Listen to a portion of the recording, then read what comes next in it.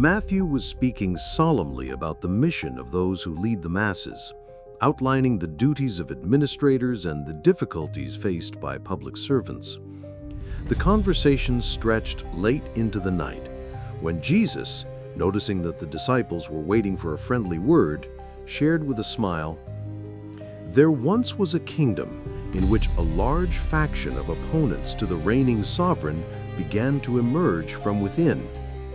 Gradually, the spirit of rebellion grew among certain discontented families, and within a few short weeks, an entire province rose up in despair against the monarch, obstructing his actions. Naturally concerned, the king invited a skilled judge to take on the role of prime minister, hoping to quell the discord. But the judge began drafting an enormous quantity of laws and written decrees, none of which brought about the slightest change. Disillusioned, the sovereign replaced him with a famous orator. However, once elevated to the prestigious position, the orator delivered countless eloquent and passionate speeches that did nothing to resolve the unrest. Internal enemies continued to undermine national prestige, so the king turned to a priest for help. Once placed in the noble office, the priest immediately cursed those opposed to the king, making the problem even worse. Disheartened, the monarch brought in a physician to take charge of the general affairs of the kingdom.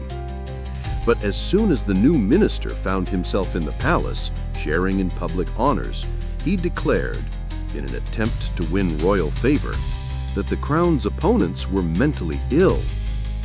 He spread this message so destructively that indiscipline grew bolder and rebellion more desperate. Sensing his throne in danger, the king replaced the physician with a celebrated general. The new minister took drastic measures, rallying loyal armed forces and sending them against the rebellious citizens. Civil war broke out. And when death began to harvest countless lives, including that of the feared military commander who had become the kingdom's prime minister, the sorrowful monarch invited a wise man to take the now vacant position. The wise man arrived in office, reflected for a time, and began new activities. He did not create new laws. He did not deliver speeches. He did not condemn the rebels. He did not waste time with mockery, nor did he cultivate vengeance.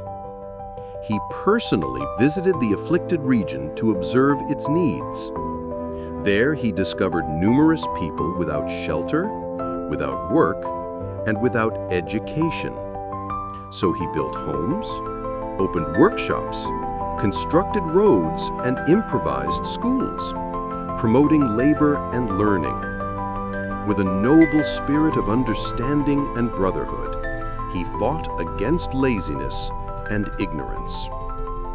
It wasn't long before all discord in the kingdom vanished, because the concrete action of good had dissolved all mistrust, all hardness and uncertainty from the hearts of the afflicted and discontented.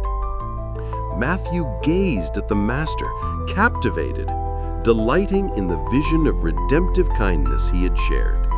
And Jesus, meeting his attentive gaze with a luminous smile, concluded, "Hatred may spark many fires of discord in the world, but no theory of salvation will ever be truly valuable without real benefit to the spirits unbalanced by evil or rebellion. For goodness to reign among men, it must become a tangible reality in the very heart of darkness, just as light must appear pure and bright to drive away the shadows."